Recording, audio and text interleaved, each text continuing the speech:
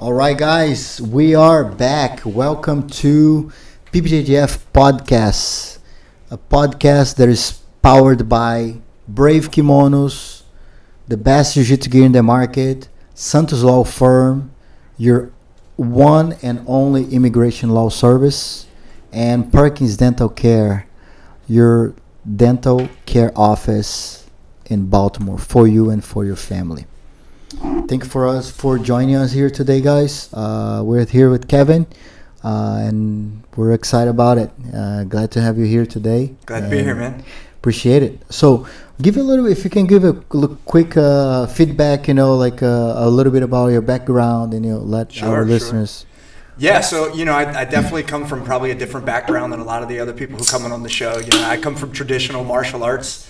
I did traditional Japanese jiu-jitsu for 20 some years, and I know a lot of people come on are real competition heavy. I through most of my martial arts career, I've been very self-defense focused. Traditional jiu-jitsu doesn't necessarily do too many competitions. I did do some competitions back in the day. We had some comps where a bunch of traditional martial artists would go, and some would do forms and things like that, and then there would be some grapplers, and it was all traditional martial artists who weren't experts at it, trying to grapple with each other and stuff. But it was enough that I really learned a long time ago that the newaza, the ground fighting and stuff like that was kind of my favorite component. So many years fast forward after I had a traditional jiu-jitsu school opened, and I managed to make it a full-time job, and now I had some days free and things like that. I said, for a long time I wanted to get deeper into the BJJ aspect and things like that. And I kind of found the Gracie jiu-jitsu thing. I was drawn to that because of their self-defense first kind of mindset, and I know they're kind of a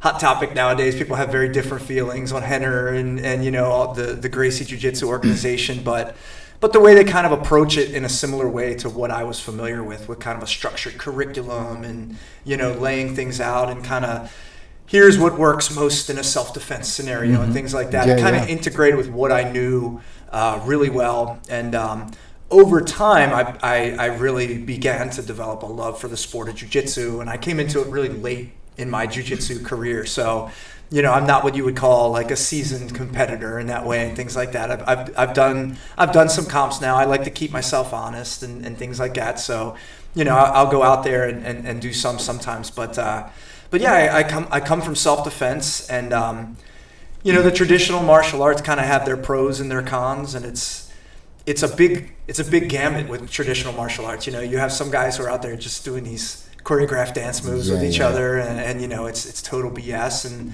I was lucky in that one of my primary instructors, he was a Marine, he was a real serious guy, and we threw down and we kind of sparred with each other. Marines are intense. Yeah, so got some of some students that are Marines, they're intense. Yeah, me too. And it was good that I developed early this idea that hey, let's take a look at some of these kata and things like that, and what does this really mean? It's we're not going to dance around in this choreographed way. What are we really looking at here? What's really the application of this? And that was good. And I kind of, you encounter a lot of these traditional guys who are, I call them the bow to your sensei guys, who they don't pressure test anything. You know what I mean? They kind of get promoted through the ranks just through years of being around, and they ironically, when you're in the world of traditional martial arts, you're kind of they tend to frown on the more MMA and modern stuff. That's not real martial arts. And those guys are all egotistical and stuff. And I happen to know a lot of those guys and know that's not true. But, when you get to the world of modern martial arts, you actually find out it's actually the exact opposite. That you walk in a BJJ school, man, everybody's like, what's up, bro? You know what I mean? Everybody's, they're the most down-to-earth guys typically. And a lot of these traditional martial arts guys who are out there, they get this ego. They don't have to step up and show it. They just they look at my belt rank and bow to your sensei and all this kind of stuff. And I really through the years have gotten turned off to training with those guys, and I'd rather I like the put up or shut up kind of mentality. You know what I mean? If you're gonna step up and show your skills and things like that, I like the idea that a BJJ coach, got to roll. You know what I mean? You That's can't right. show your skills, show where you're at, and put yourself out there. And you got to be humble when you do this stuff, because you're gonna lose. You're gonna get tapped out. You know what I mean? This At idea. some point will happen. Yeah, this idea of like learning these mystical techniques that just we when you get to black belt, we'll show you the secret techniques that are gonna beat everybody all the time. That's bullshit, man.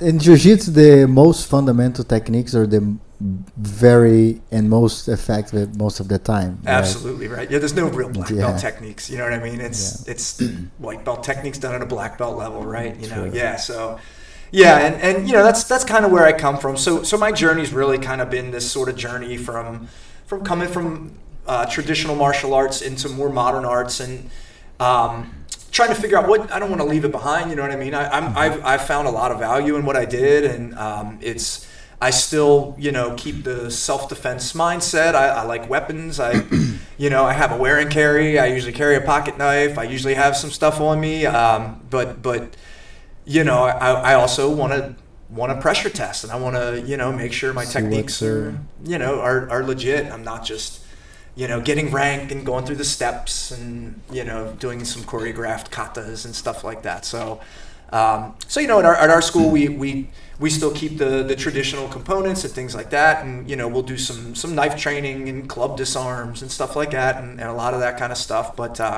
we roll, and we make sure that we're able to do techniques on a guy that doesn't want us to do that technique. That's and knows a little bit about jiu-jitsu too, right?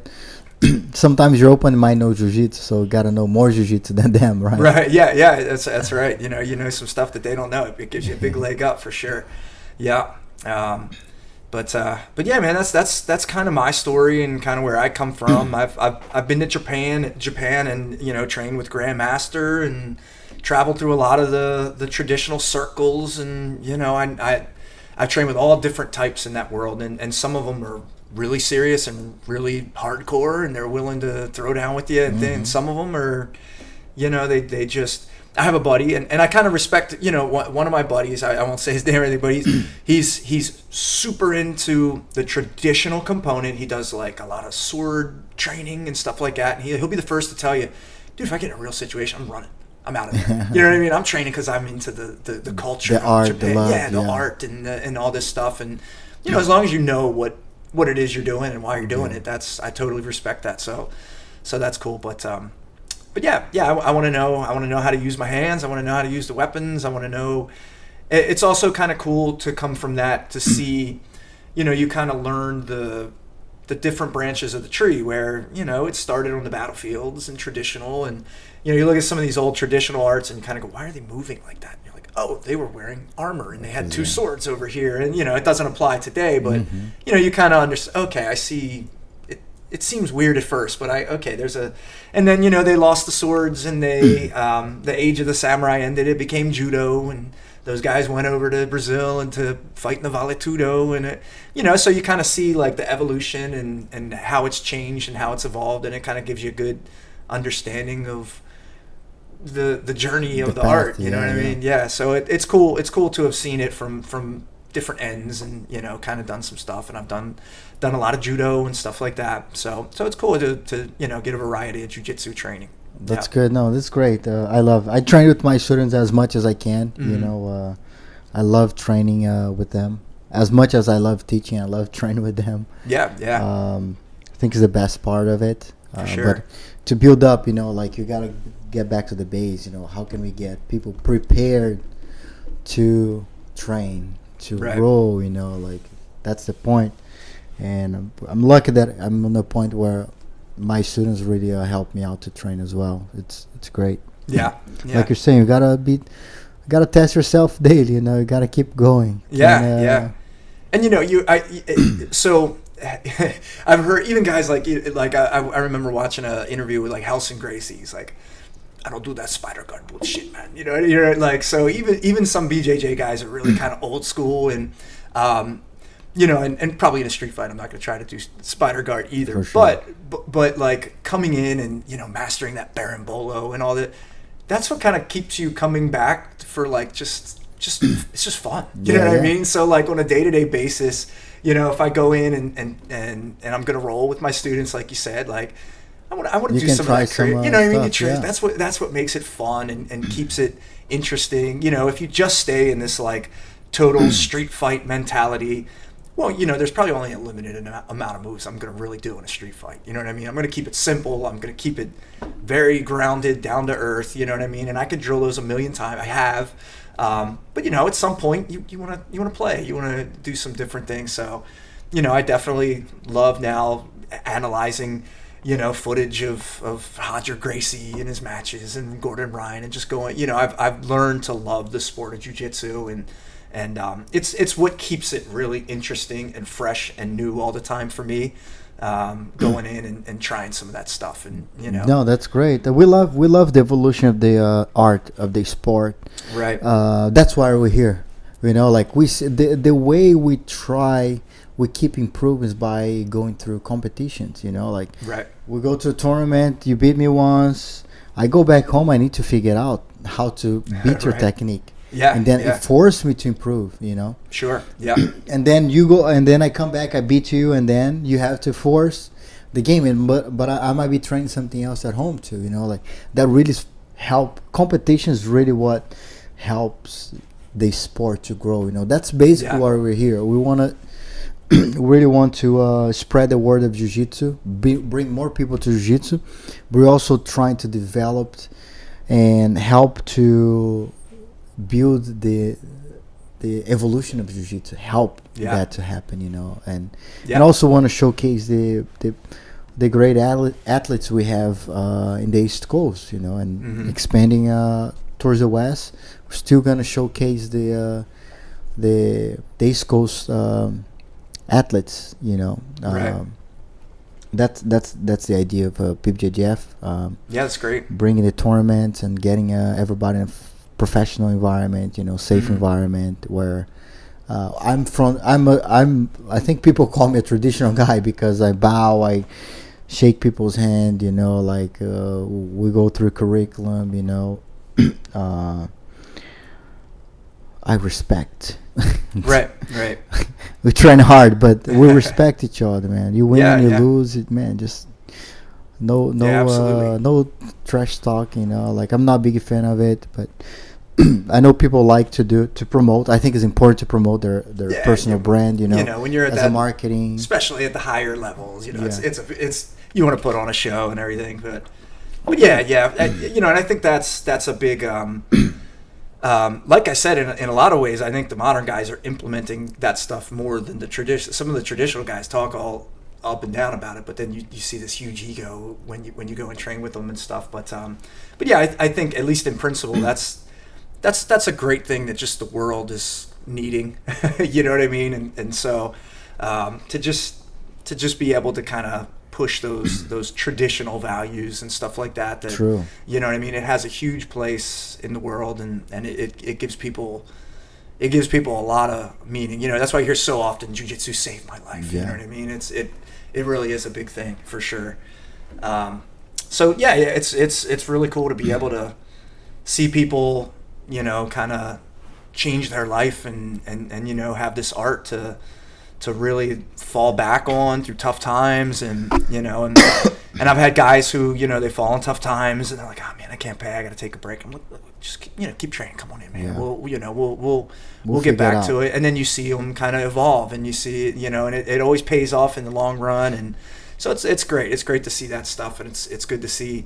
I remember I always I have these contrasting ideas. Like I said, I've trained with a Japanese grandmaster many a times, and I remember whenever you would go to one of his events, he would have four shihan, the real high level guys, like walking around him, like like he's afraid he's gonna get jumped or something. Like what is this? You know what I mean? Like, but real, this kind of like serious thing. And then I went to like my first Henner seminar, and he's out front like by himself, like shaking everybody's hand as you go in, and I'm like, wow, that's what everybody was talking about before, but he's actually out here doing it. You know what I mean? Like he's actually living these ideals and this humble kind of mindset and stuff like that. And so that was cool. I was glad to see that more. There's some guys that I remember training with, and like I said, it's not a universal thing. It's there's a big spectrum in traditional martial arts. But I look back now at some of the guys and some of the attitudes they had, and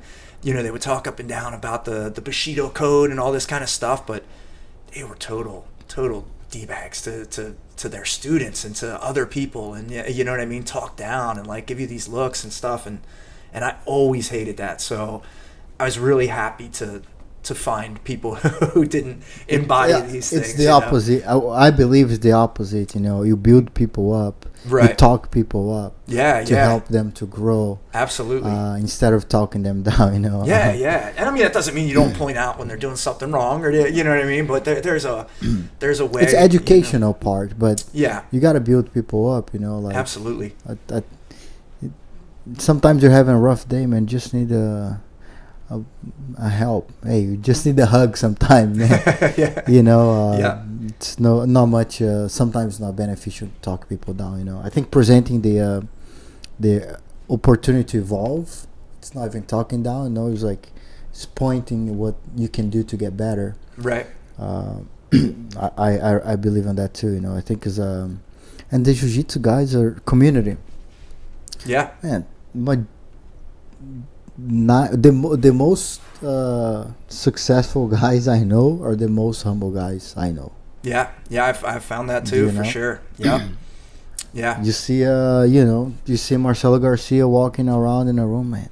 This small guy, man, the most humble guy. You look at him, God, like you don't expect him. This guy can beat everybody in this room. It really shows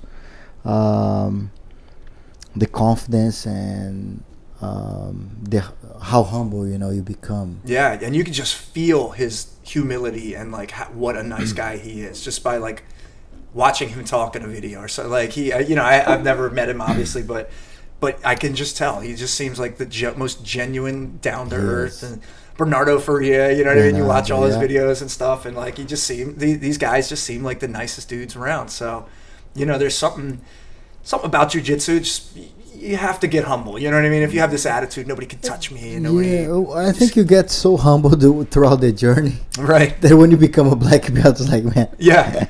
I know. Hey, I know your struggle. Right. I've been there. Yeah. It's okay. Yeah, man. Yeah, you really feel like you're on their shoes, all the time because you went through the process. Exactly. Yeah, and I'm big on the one of the mindsets from traditional jiu-jitsu. Morihei Ueshiba was big on this. He's the Aikido guy. He wore a white belt his whole life. This kind of idea of you're always supposed to sort of be a beginner and looking for how you can learn. As soon as you start thinking of yourself too highly, you start blocking stuff out and things like that. And like I know you have Monroe Hall on here. Yeah, he's a great dude. I go train with him to kind of be like, hey, teach me more competition stuff. You know what I mean? Because that's his thing, man. He's a great competitor, and so me and the other instructor at our school, we go over there a couple days a week. We try to at least, and train with him, get him to teach us more some of the competition side of things and stuff like that. So, I'm always looking to learn, always looking to kind of improve myself too. And, yeah, and you're more than welcome to come to my school. I'm at Severna Park, Ogogi Jiu-Jitsu. Oh, great! Come by sometimes. Let's train. We like to kind of just get around and train with some different people and stuff like that. So yeah, we'll definitely pop in there one of these days, man. For sure. Monroe's a big friend. I like him a lot. Yeah, he's a great guy. Actually, I know Monroe since first time I came to the U.S. 2009 or 8. Mm-hmm. There's not much jiu-jitsu in Maryland. When I got here, I was like, man. Yeah. When I started, I'm sure it was somewhere or something. Like I don't know how long. Ground control guy. I know he's been around a long time, but yeah, it wasn't prevalent enough that I really even knew about it at the time when I was starting. So yeah, it was. We didn't have as much social media like nowadays, right? Yeah. To show and expose their business, online marketing. Right. It's kind of you have to know somebody. Yeah. That knew somebody that had a school or trained jiu-jitsu. Yeah. It's kind of like even a smaller.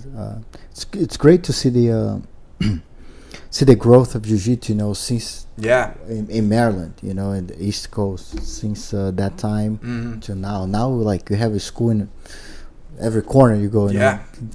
Every 10 minutes you find a new jiu-jitsu school to go. Yeah, it seems that way. Yeah, it's great. It's great, and that's the cool thing about jiu-jitsu is, and you know, just like MMA in general, it's a living, breathing art that's like evolving every day, and you know what I mean. Guys are working 24/7 to improve their game and take it in new directions, and you know, guys of different backgrounds and styles coming in and implementing it, and you know.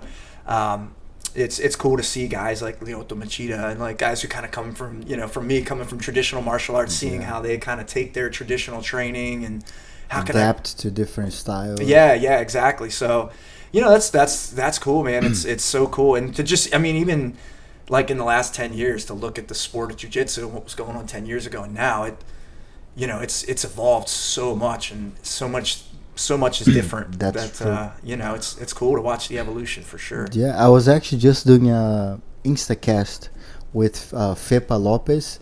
He's the owner and head organizer of BJJ Stars in Brazil. I don't know if you have seen this event. It's the largest and most well-run show style event in the world.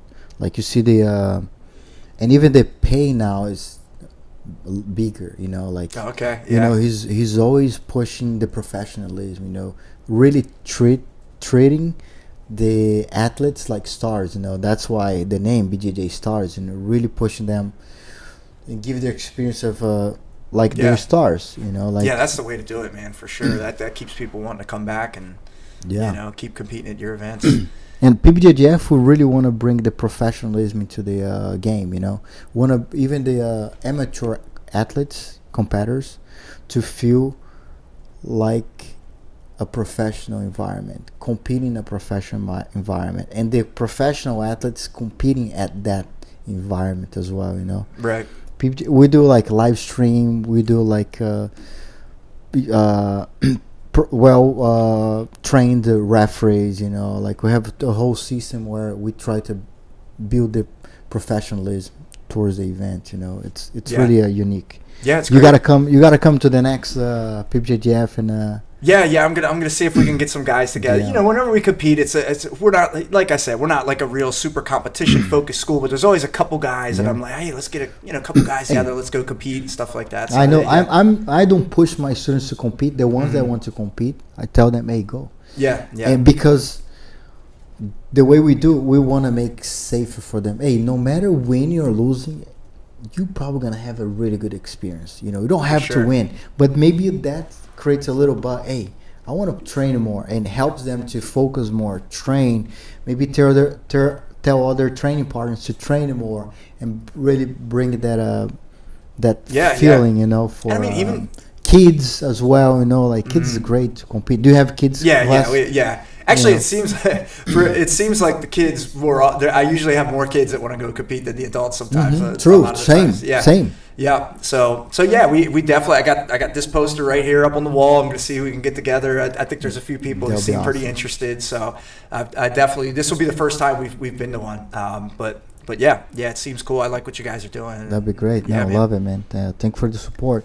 And after this, we're doing the PBJJF Worlds in Baltimore, in Maryland area. Oh, the Worlds are going to be in Baltimore. Yes, we'll be in Baltimore. We really want to keep the largest events into DMV East Coast area. Okay. So we want to keep it here. Even when we go to Texas and California, we want California and Texas to come to the East Coast. You know, that's the main idea. Your students, you just wake up, drive, go to the tournament. You know, you don't have to go a week prior to the tournament and stay in a hotel. Right.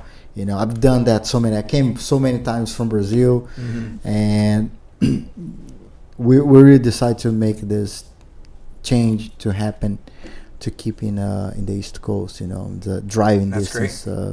Yeah, that's great, man. That's cool.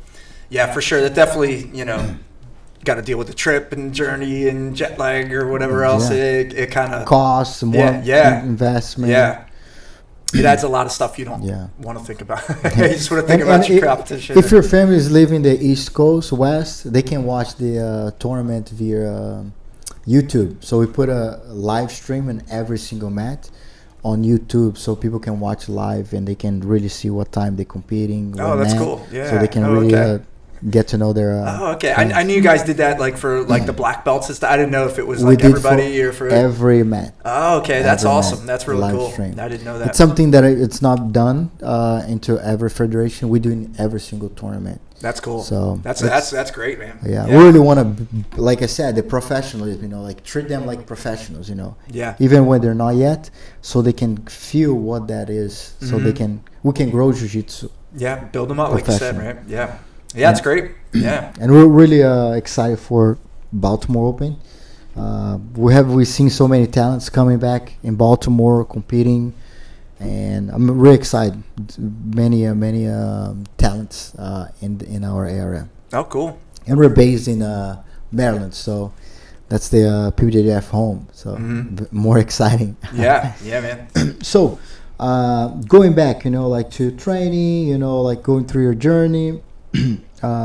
What do you, when someone come in, someone new, so what do you think they should know? What is the advice you give to someone that is just starting jiu-jitsu? Well, I guess it would be kind of dependent on them and what they're looking for, you know what I mean? But when somebody's coming in and, especially when they get to the point where they're starting to roll and they're starting, you know what I mean? And you got to go through that, you really got to like express, hey, there's a learning curve here. You know what I mean? You gotta humble yourself, and you gotta get used to, tapping and getting beat. But just remember, every time it happens, that's you getting better. You know what I mean? You're seeing these connections, and you're seeing these traps that you're falling into and stuff like that. So, just keep that in mind. It's a journey. You know what I mean? It's not a sprint. It's a marathon. So you're gonna be at this for a little bit. So take your time, just relax, be easy on yourself.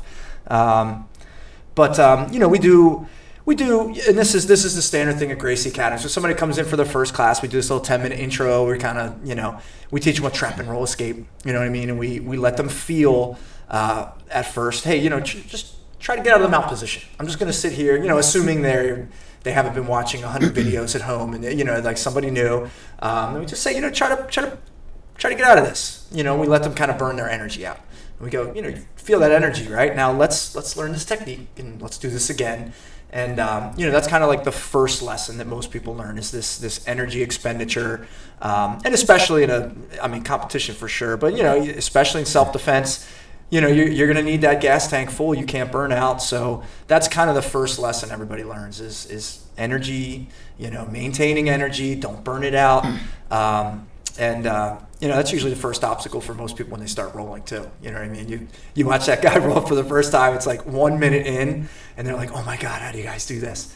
We say it's not that we have like the cardio of a top-notch athlete. I mean, maybe some people do, but it's more about just relax, calm down, take a breath, Working your frames, working your leverage. Yeah. Find those moments that you can kind of catch your breath and, shifting from that kind of like fight or flight response to the kind of chill, the chill mode, you know what I mean? And reacting from there. And, if you see that moment to explode and take advantage, go ahead. But yeah, that's kind of the first big lesson that sort of transcends self-defense, competition, everything is that, that big energy, understanding your energy and how to keep it and when to use it and all that kind of stuff. So that's what we really emphasize on your first class when you come in, and we want you to feel it. You know what I mean? So one of the coaches will get you in mount and hold you down and say, "Go for it, get out of here." You know what I mean? And if you don't know anything, obviously it's a tough thing. Your energy burns out quick, and we want them to kind of experience that. That's right. And see the contrast.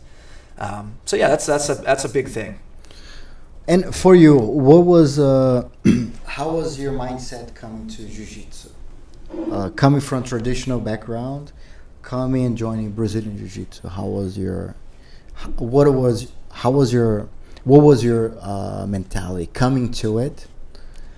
So I was really excited to do it. What started happening more and more is a lot of us would say, well, let's grapple a little bit. Let's try some of our ground fighting techniques, and but we're not going to strike, and we're not going to do some of the other stuff we might do in traditional arts that we want to not hurt each other, obviously, and test some moves. And what happens is it turns into BJJ. You know what I mean? So we start going, well, really, I got to get around your legs now. I got to learn some really good guard passes. There's not a lot of like technical guard passes in traditional jiu-jitsu, you know what I mean? So even before I really started focusing on BJJ, I started like running into these things where I was like, all right, so I would go and watch what videos were around and stuff like that. So coming in, I was really excited to do that. And the same thing kind of happens when you're sparring and you go, okay, well, we're going to spar, but look, don't kick in the groin, don't hit in the back of the head, don't eye gouge. And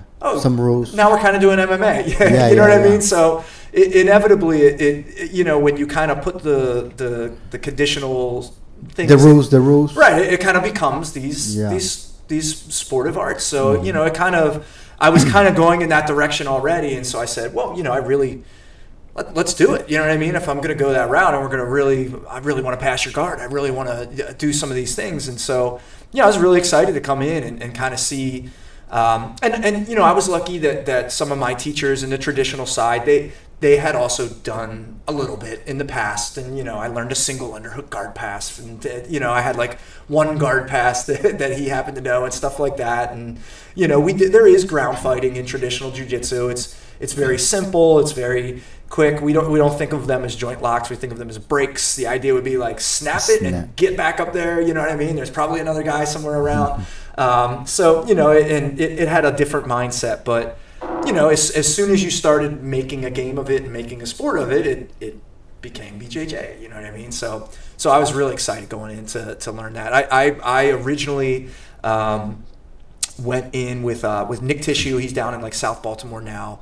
And I learned the Gracie combative system through him and went through with him. And, that was a really fun experience and I liked it. And so, I went out to California and trained with Henner and Huron. And I was lucky Pedro Sauer was out there when I was out there. And Lyoto Machida was out there training and stuff like that. So it was really cool to go out and see these guys training and stuff like that.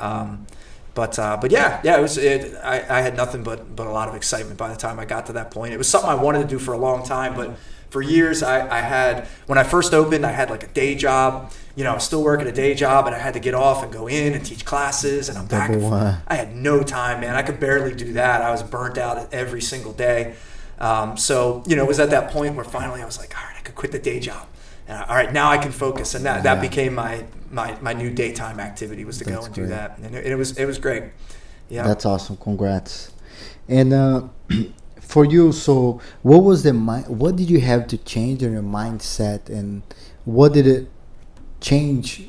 What did you expect, and what was realistic afterwards? Sometimes you come in and say, oh, you expect something, and then what was the realistic? Was that something that happened to you? Like, you expect something, and then realistically it was something else that became something is like you expect something that we think it's gonna be something, but it's something better, but different. I mean, the one thing that immediately comes to mind is I kind of had a vision in my head that I was gonna go in and we're rocking and rolling, you know what I mean? And I'm just gonna get thrown in, and so I had some friends who were wrestlers, and I'm like drilling wrestling stuff, and I'm like, I gotta get ready, man. These guys are gonna be smashing me in the ground, and and I went in and just everybody's so down to earth and so chill, and when guys who were better than you would tap you out, but then they would be like, hey, let me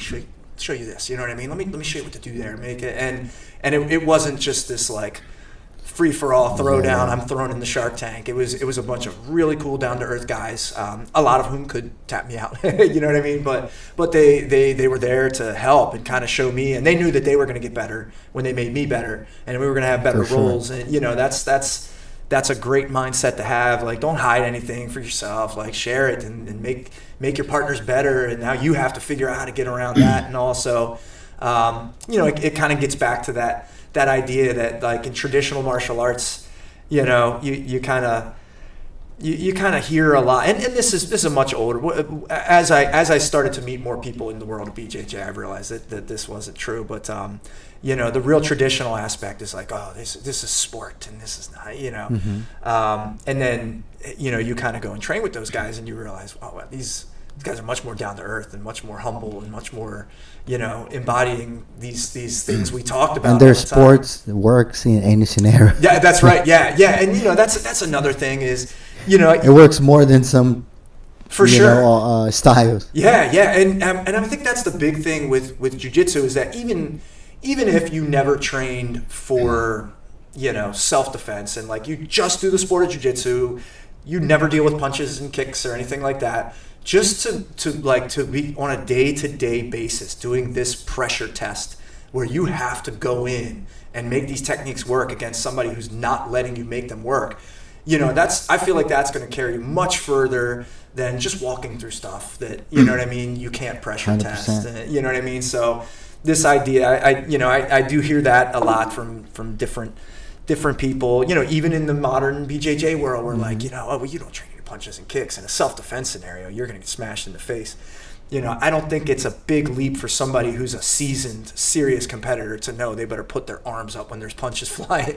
You know what I mean? You're going to pick that up quick, and you're going to understand distancing, and you're going to understand so many of these core concepts that will translate like that to a self-defense scenario. So I think it's a combination, right? Like I think we got to build towards that, self-defense, defending, striking, and learning managing your distance, and then you start grappling more. Then you start grappling more and more. Right. But I really believe the combination. It's like, and you can develop a game where it's like, man, smash, and not allow the person to create the space to punch. Right. Like you can build that game. It's more like an old school style. It can be a modern. I like to play more modern. I like to shift my angle and pressure. Force my partner to move to get in a worse position. That's kind of the idea. Make them move to turn to a worse position. When it works, right? Yeah. So when it doesn't work, we adapt it. We figure something out. But that's kind of the idea. Pressure, control, and but I like to play passing side to side, knee cuts, different ways. I like to play guard a lot too, but knowing and understand the mindset of like whenever the scenario turns into MMA, you can control as well, like from the bottom, from the top, you can really shift the switch. Switch the switch. Switch the switch. Switch the switch. Switch the switch. Switch the switch. That might be it. I feel like that game is be able to do that is like it's a combination of like I agree. And we do some stuff that you can't really pressure test. We do some knife, like here's how you use a knife and stuff like you can't. Well, we do. We get like rubber knives and we. How do you do that? How do you train that? So we have training knives and we'll what kind of knife? Have you seen the electric one? Yeah, the shock knives. I haven't gotten one yet, but that looks high on the list of fun things to get for me. I tell everyone, I'm like, one of these days I'm gonna get one of those shock knives and bring them in. That's for sure. Because it's more like now we got stabbed. And I'll tell you, we got what I do have is a few folders that they don't have a cutting edge, but they're metal. So you know what I mean? When somebody hits you in the ribs with one of them, like so that it puts you on your toes a lot more than the rubber bendable knives and things like that. But yeah, we'll do different drills where maybe we both have a knife, maybe the other person has a knife. We'll start with you grabbing their wrist or something, just say go, and you can grapple and see what you can make of it. But yeah, some things that we do, you can't spar. When I'm hitting you with a club, it's not going to be a real easy thing to pressure test for real, but we'll do a little bit of everything. And like you said, we do some striking and we learn how to defend it, but we also roll, and it'll all come together for sure. But yeah, I agree. A good combination of everything is, for a well-rounded martial artist, I think it's good. And I think there's a lot of what I do really like from the traditional side of traditional jiu-jitsu, it came from the battlefield. It came from, kind of like the warring states period of Japan and things like that. So it's really big on like the mental components of, just awareness of what's going on and paying attention. And they're big on this kind of idea that there is this sixth sense that, when something's about to happen to you from behind or something, you can feel that, you can develop it. And a lot of the high level Dan test, black belt tests in traditional jiu-jitsu are like somebody standing behind you and they swing like a shinai, like a kendo stick down at your head or something. And you just got to know when they're doing it and get out of the way and stuff. So I like a lot of that stuff, and a lot of these kind of, kind of anecdotal things where like the lowest level of self-defense is somebody comes into a bar, they start a fight with you, and you defend yourself and beat them up. The next level is, you kind of get around the table and put something in between you and kind of avoid the situation and manage to get out before you ever have to put your hands on them at all. And like the highest level is like you just sense something's wrong with that guy, and you just exit out the back before I'm that guy. Hey, lots of people involved in a place and alcohol. Hey, I'm out. Yeah. I'm out. Yeah. Not a lot of trouble happens around that scenario. Absolutely, man. That's what one of my teachers always said. He's like, nothing good happens in a club or a bar after midnight. He's like, if you're gonna go get a couple drinks, he's like, at midnight, get out of there. Get out, man, because he's like, that's when all the shenanigans are gonna start to happen. True. Yep, and it's funny you said that because the one and people, when you're, I'm sure you get this all the time too. Have you ever had to use it in a real fight? I always say, almost never. There was one time, and I was in a bar. I was down to I wish I could remember the name of the bar offhand. I'm pretty sure it's still around downtown. I can't remember, but there was just a guy who was kind of trashed and messing with me and my friends at the table. And something happened. He ended up pushing me, and I just turned around and like touched his neck, and he flew back over a table. And that was the full extent of my one and only actual street fight. And I had no intention of like getting in and getting crazy with the dude or anything. Just trying to like, man, get out of here. Yeah. And I mean, I think, when you actually have, like we have this place to go and every day, and really guys who really know what they're doing and test your mettle against them, and you have no desire to go out and just be starting fights with people and stuff. So yeah, for sure. You test yourself there already. You test yourself daily on the mat. Right. Yeah. There's no reason to be going out. And no reason. Putting your life on the line. You never, man. It's a crazy age we live in, man. You never, like, I mean, Leandro Lo, man. You just never know what's going to happen when you put yourself in those situations. Yep. It's sad to know. Sad to what happened, and sad that it's what happened. Unfortunately, it's a big man. I tell my students the biggest win is getting out of the fight. Yeah, it's not even starting it. That's right, man. It's a fight, man. You're tough, Cora. Man, good job. Yeah, good work. You're tough. Hey, you want me to get out? I can go home. I don't have to. I know. Hey, if I fight, or the guy needs to have a weapon, or I'm probably gonna break them. So what is the point? Right. Yeah. That's what I heard. Jocko gave a great little synopsis. He's like, if somebody just wants to throw hands, if somebody wants to throw punch, I just leave. Yeah. You know what I mean? He's like, the one exception, and why I love jiu-jitsu, the one exception, if you put your hands on me and you grab me and you hold me, I can't run. I gotta grapple this guy. You know what I mean? So that was a great analogy of why jiu-jitsu is so powerful from a self-defense aspect, and where, you know what I mean, somebody puts their dukes up like that, you just back up, man. Hey, it's back up, dude. Yeah. But somebody grabs you can keep your ego on, right, you can go home and think you're won. Good job. Yeah, hey, I'm totally totally intimidated right now, man. Hey, in Brazil, I had, unfortunately, I had to protect myself a few times, and it feels like playing with a toy. It's not worth. Like, right. Why? And sometimes I had one time when I was in a bar with a friend. I don't drink, so I don't drink. And if you're drunk and you still want to fight, like you're messed up, man. Just get out of here. Yeah. And this guy came. Hey, do you think? Because of the years, right? People already assume. And hey, do you think you can beat me? I was like, no, can't. What do you think we fight? It's like, oh man, you're tough. You win. I will lose. Yeah. And then afterwards, the guy's friends like, man, they knew me. Like, man, sorry. Let me get this guy out of here. Let me get this guy. people don't even know what they're getting to, man. Like, if I really fight a guy that drunk, doesn't know how to fight, Right. man, I'm gonna break you. And in Brazil, there's not many lawsuits you probably gonna get from it. But here, if you fight someone, you can be in trouble by protecting yourself. Yeah, because if you hurt them, now you can be sued personally. Yeah, especially Maryland, man. Maryland is not friendly to self-defense. Like, it's crazy. Man, someone attack you and you can't even defend yourself. Yeah, yep. It's kind of messed up, Right.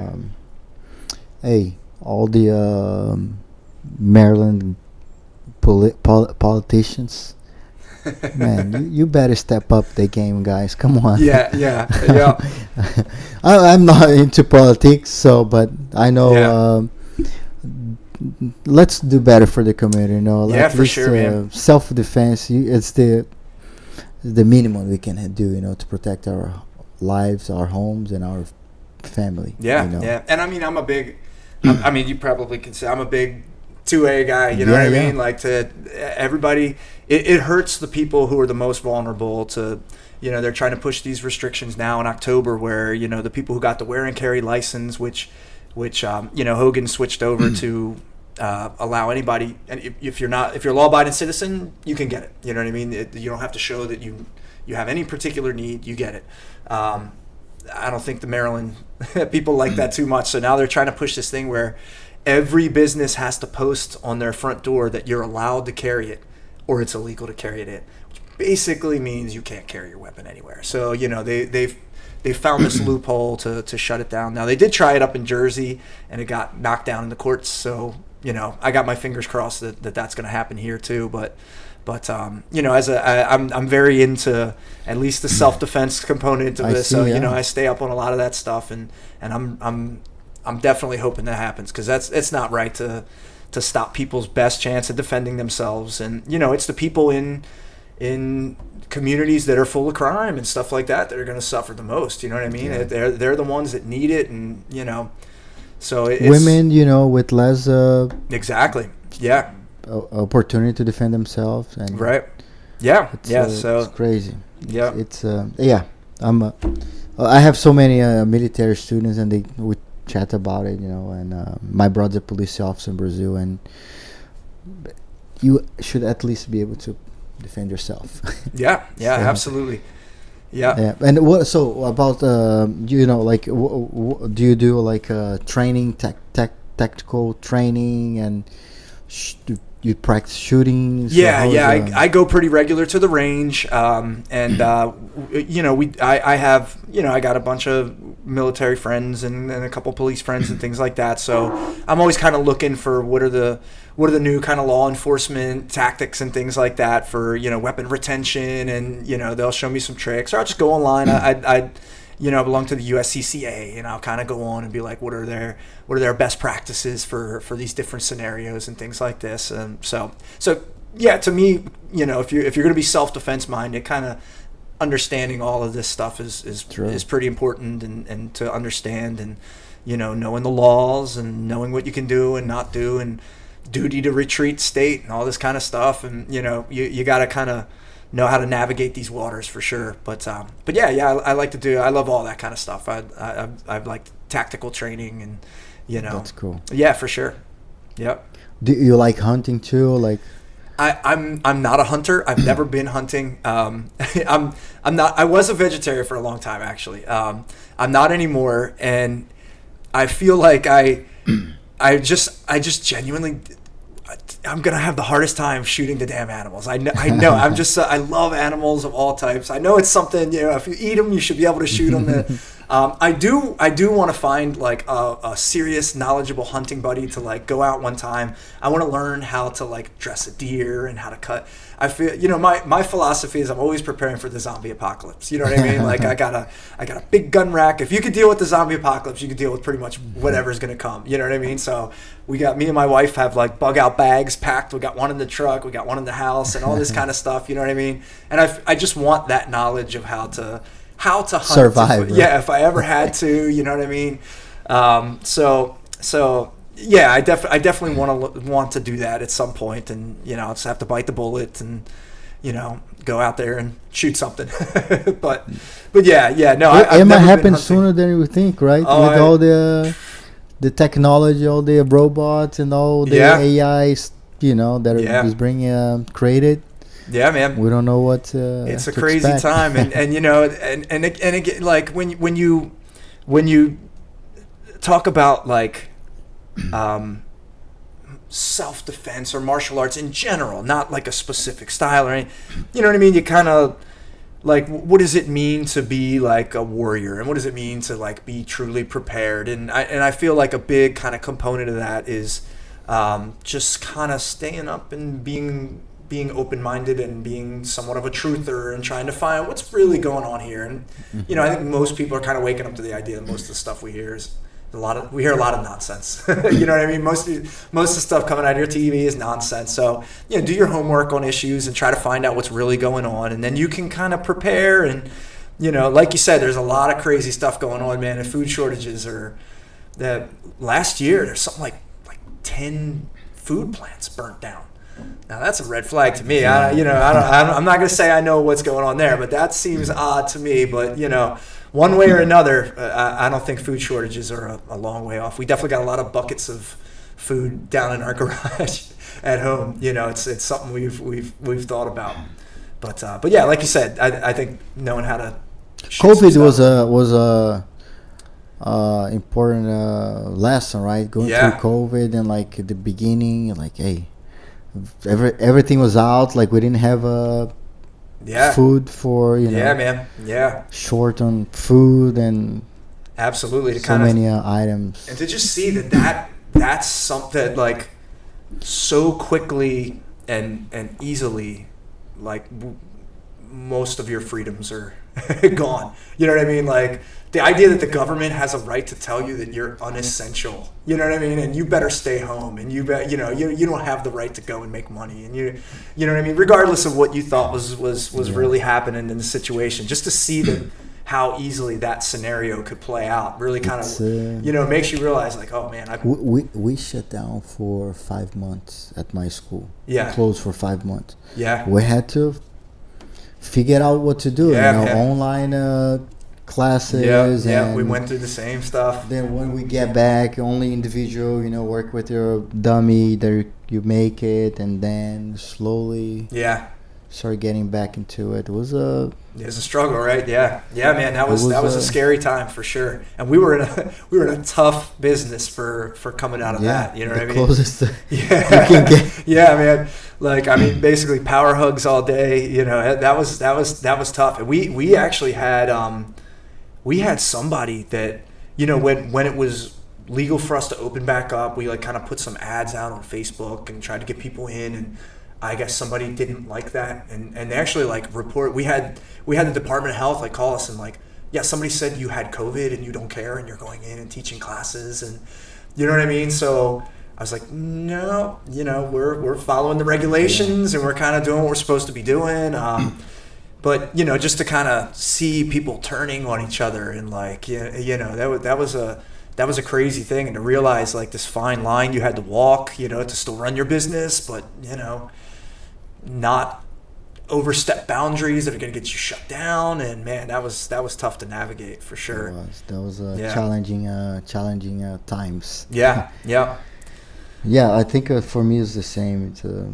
I had good support of our students, but it was definitely a challenge. And I think what we need to take is the lessons from those times. Mm-hmm. I hope people that were running the laws learned through that process as well. Like I hope so.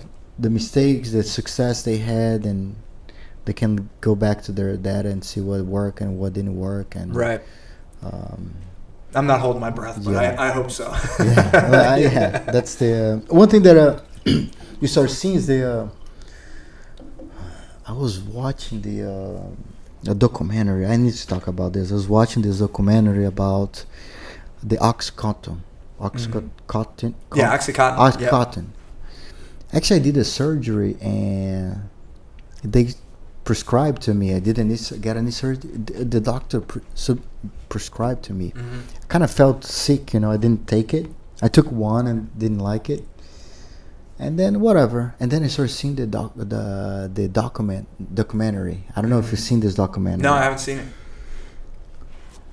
It's like, what's going on in the world? Why are they still doing this to people? Yeah. Why they're giving doctors, government are giving those medications out if they know that's not the right way to go. Yeah, and the doctors are getting paid by these companies to do it. This is crazy. I mean? Yeah. I hope they cancel us for this because I have to talk about this.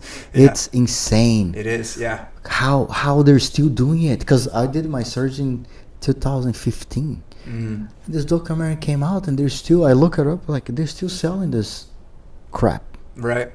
What is going on here? Yeah. You gotta you're not going for the people. You're not going for the community. You're going for the money. Yeah. Yeah. Oh yeah. You don't care about what's going to happen to the people. It's crazy to see this happening nowadays. And those companies are still oh yeah, making tons of money. I mean, look at what Pfizer I don't understand. is I need somebody to explain me because because I did the same surgery back in Brazil. There's no pills, nothing.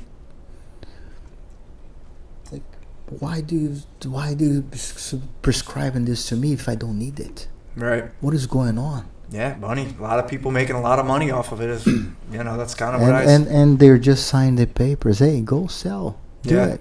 Hey, do it. Right. Do it. I was so watching. I got so upset about the way they do it. Right. It's not in the benefit of the community, in the No, benefit I of the agree. small group that can sign the papers. Yeah, and there's I'm sure there's plenty of good medication out there. There's good doctors. So I don't want to make broad statements, but just in general, my philosophy personally, just stay away from all that stuff. Stay away. Just I don't even improve believe your I took diet, that. Just improve your diet, improve your lifestyle, get healthy. You know what I mean? Eat healthy food, and that's the way to go. Don't take all these drugs, and then you see, I see, my parents and my grandparents. By the time they get old, they got 40 medications they got to take every day, and it's just this gradual process of getting hooked on all of these things and dependency. It's true, and unfortunately, you start guessing the trust. It's like, man, this is happening. How can I trust now? Right. If you're giving me this, how can I trust? Yeah. Oh yeah. You absolutely. lose the trust, And I think a lot of people kind of snapped to attention with the vaccine stuff after COVID too. Regardless of if you took it or didn't. I don't want to tell you what to take or not to take it if you want to take it, but the way there was this push to you no longer have your HIPAA rights. You know what I mean? Like you have to tell people what your vaccine status, you know what I mean? Wait a minute, I thought that was my private medical information. Mm-hmm. And people have the right to tell you where you can go and not go based on what medication you're taking and all that. I think a lot of people kind of went, whoa, this is some borderline 1984 stuff right here.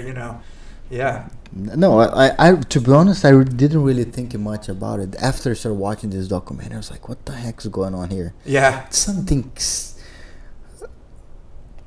crazy going on. If we disappear tomorrow, we know. We know. Yeah. Some pharmaceutical company here waiting outside. Yeah. But hey, it's unbelievable. Yeah, I agree. Unbelievable. You should watch this documentary. Yeah, I'll have to check it out now for sure. I think it's Painkiller. Painkiller is the name of the. I think I remember seeing the name of the documentary. I was like, this is insane. Insane. Then caused so many issues throughout this process, and then they try to solve those problems that they created in a solution that's going to make even worse decisions for the community. My wife and I watch these commercials where they're like, are you taking 17 drugs for depression, but it's not working? We have another drug that meant to go with these 17. We're like, oh my God, how many drugs do these? I mean, at some point, you got to be like, maybe I should just try to meditate or, find some activities that change my mindset or, I know there's genuine conditions and things like that, but I just feel like it's a medication first policy with doctors. And you know what I mean? Like, first, let's put you on the medication and then let's see how you do. Where, maybe it should be diet first or mindset first or, if it's a serious condition, some sort of biological, well, then maybe consider medication and stuff, But yeah, it's a crazy industry. And I don't think they have any of our best interests in mind, man. No, it's a for-profit, unfortunately. And we deal with this daily. We're daily trying to help people to get better, improve. Yeah. Daily, every day we're on the mats trying to help people. Right. And when you see a bigger power, trying to hurt people. Yeah. And their benefit, exactly. man. It's too wrong for me, this was really like, hey, wake up, like how? Right. Yeah. It could be me, I was like, man, they gave me this, I didn't even need it. Yeah. I could have taken all those medicines. Like, what the heck? Yeah. That could change the path of my whole life, just by this stupid doctor giving me this stupid doctor. Yeah. I gotta say that. Yeah. Stupid. Yeah. And mercenary, is that the word? Mercenary? Yeah, that works. Mercenary. He's a mercenary because I didn't need that. Yeah. Because I used one, I was like, right. Weird. My wife's like, no, don't take this. Yeah. I didn't take it, and I didn't need it. Yeah. Maybe ibuprofen. Just take an ibuprofen. Yeah, that's it. Even ibuprofen.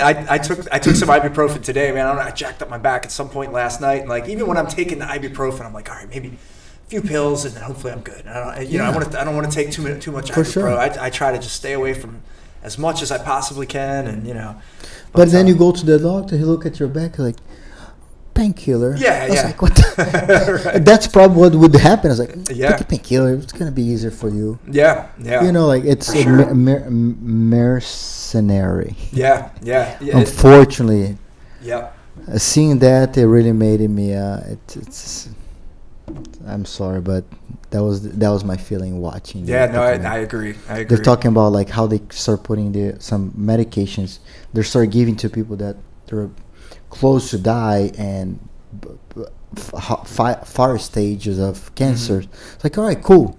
This group, it's okay. But now let's change how does people think about the substance? Oh, they think about that. They think about this. They start, for what I see in the documentary, it's not... that's what the documentary is talking about. And now they start creating like, hey, let's talk about the pain. Right. And build a positive look to this medication, which is the same one. Maybe not the same one, it's stronger than the other one, but it has a better look for people. Right. So they feel more comfortable taking it. Yeah. And they start to just going through the selling to the doctors, and they start to make money of it, and it became the whole thing. Like it's crazy. It's crazy. Yeah. Again, something happened. We know it's on record. It's on record. None of us are suicidal. No. Watch out, guys. Keep in check. That's important. We gotta keep that in check. Yeah. I agree, man. I'm not a medicated guy. I drink once in a while. I drink like a beer. You know what I mean? I drink a beer and I'm good. I can't. Since I was in high school, since I was like buzzed or so, you know what I mean? I'm just not that guy to be taking medications and chemicals and stuff like that. So yeah, I agree. It's an industry and it's about making money, and maybe there's something more nefarious, or maybe they just don't give a crap. You know what I mean? But either way, it's about the money for sure. It's what it feels. Yeah. That's what it feels. And you lose the trust for all doctors. Yeah. Man, what do you give me here? I don't trust what you don't trust what you're telling me. I think the most trustable people are the doctors, right? Like they're looking to your benefit. Hey, I want to see you better, healthier. Yeah.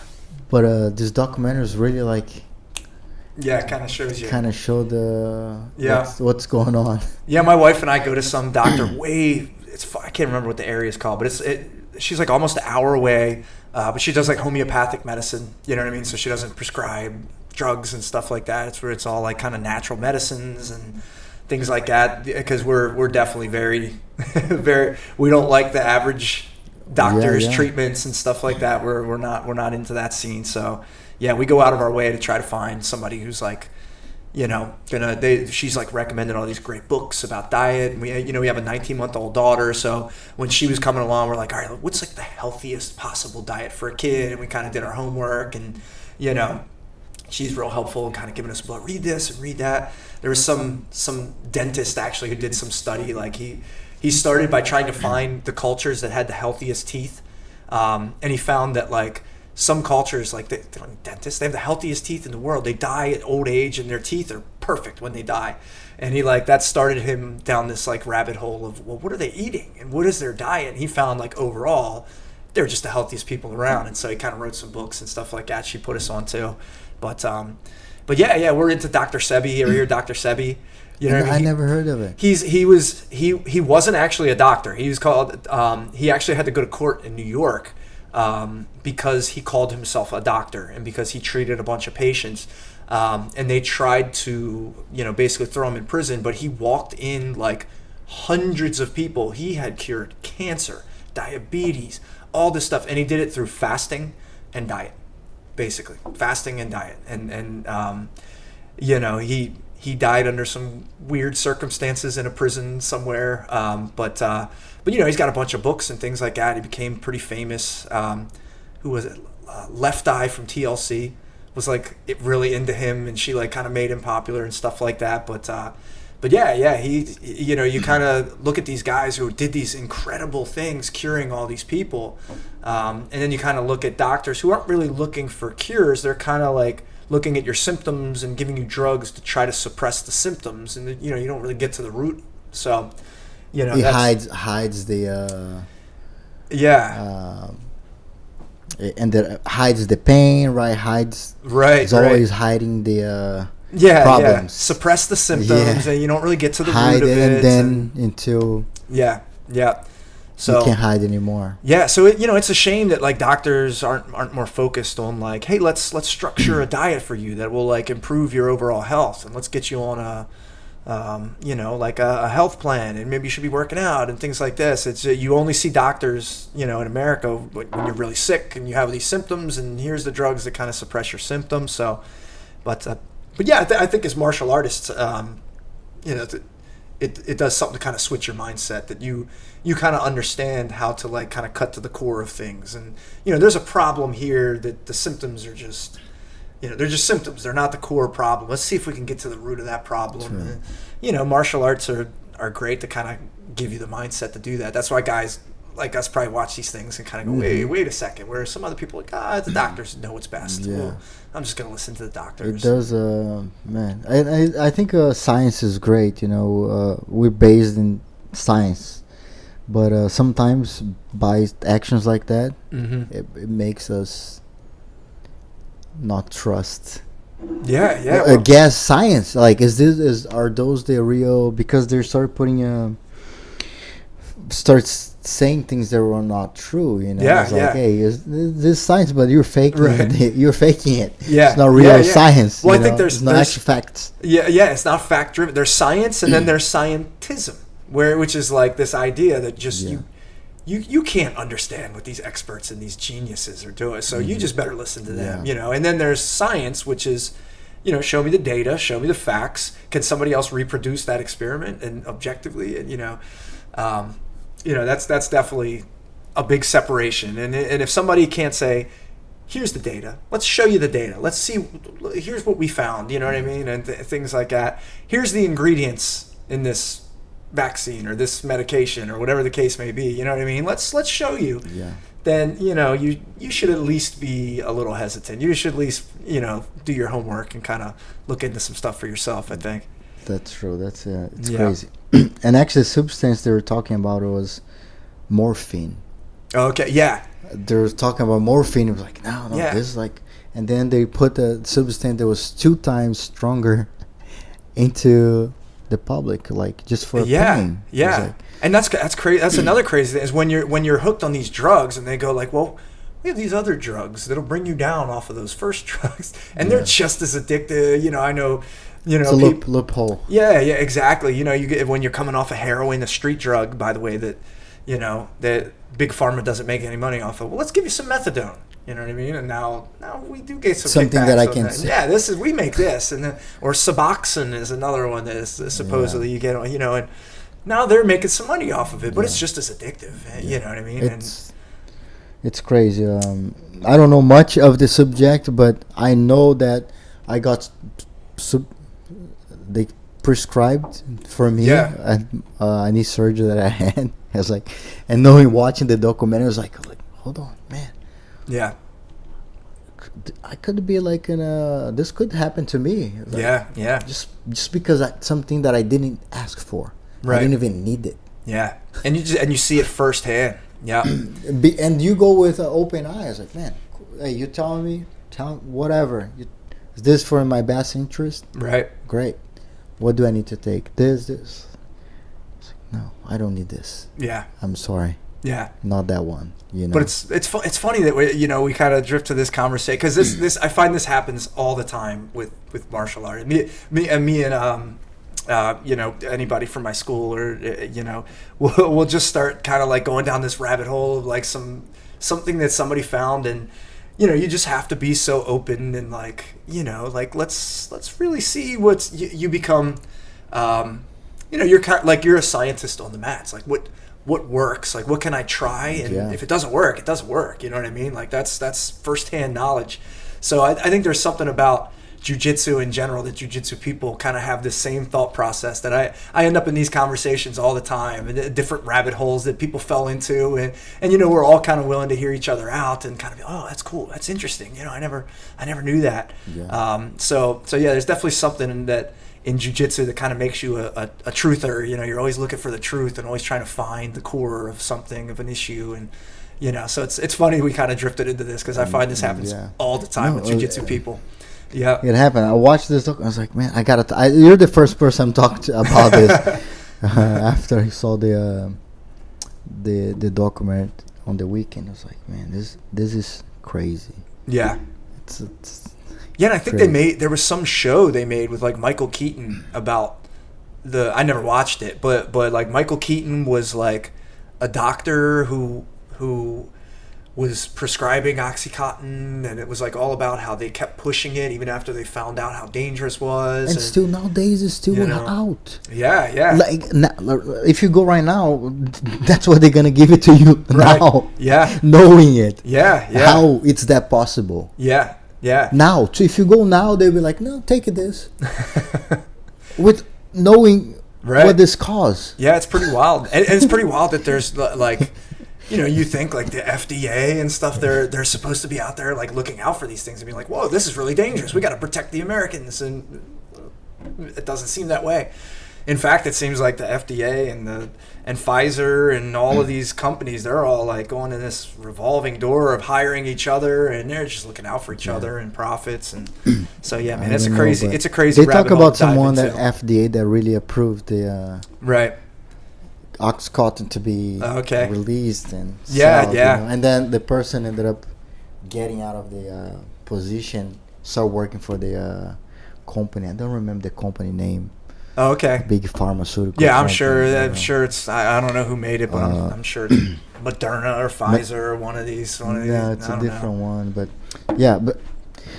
it's crazy. It's crazy that I look it up. We were talking to my wife. I was like, let's see if they still selling this. Look what we know. Look where the cause. They're not selling this anymore for sure, right? Let's look it up. Yeah. And still being prescribed. Yeah. I've kind of gone down this rabbit hole a little bit, and you'll find that like Pfizer has Pfizer's been sued for falsifying their test data. Like to going through tests of their medication, and they found it was very dangerous and harmful, and they just go, let's do it anyway. And because they know they'll make so much more money off of selling it, that even if they get sued, they can pay. They've made so much more money off of selling it that they pay whatever the court cost is, and it's just crazy. I would not believe that if I didn't watch this documentary. Yeah. Everybody go and watch Painkiller on Netflix. No, that's good. I would not believe that's like, nah, this may be like it's just a conspiracy, right? Yeah. No, it's happening. Yeah. And we see what's causing, to the community. Right. Crazy. Yeah. Kevin, man, thank you so much for absolutely for being here today. Wild conversation. Yeah, right? I didn't expect to be talking about this tonight, but that was great. Here's like a conversation. We did a podcast like a conversation. It's your first time coming here and with us. Max is we're both hosts of the podcast. He's traveling to Brazil right now. Okay. So probably next time you come, he'll be with great. us here. So we appreciate you coming today. Do you want to give a quick shout out to everybody before we finish? Yeah, man. Just shout out Kanjazai Jiu-Jitsu. We're over in Towson. If you ever want to come in, you want to be some self-defense focused jiu-jitsu, a little self-defense, little BJJ. We'd love to have you. But TowsonMartialArts.com. That's our website, and we'll see you guys at the PBJJF in Baltimore coming up here soon. Yeah, man. Awesome. Guys, thank you so much for staying with us throughout the live. If you watch this and you like this content, go and share with everyone you know. Like it, comment, and also don't forget about supporting our sponsors. So Brave Kimonos, the best jiu-jitsu gear in the market. bravekimonos.com, 10% off if you use PBJJF as a discount code. If you're a school owner, Brave Kimonos offers a wholesale program where you can go to the website, you apply for the wholesale account, and you can receive discount for resell the products. And you don't have to have large inventory. I use Brave to all my products. I love the quality of the products, the details they put into the products as well. They're great. Parkins Dental Care, your dental care in the Baltimore area for you and for your family. And also Santos Law Firm, a high profile immigration law firm that can help you with your process. Thank you guys so much for joining us. Tune in next event, and thank you, Kevin. Appreciate it. Thanks for having I'll me, man. see It was you great. at the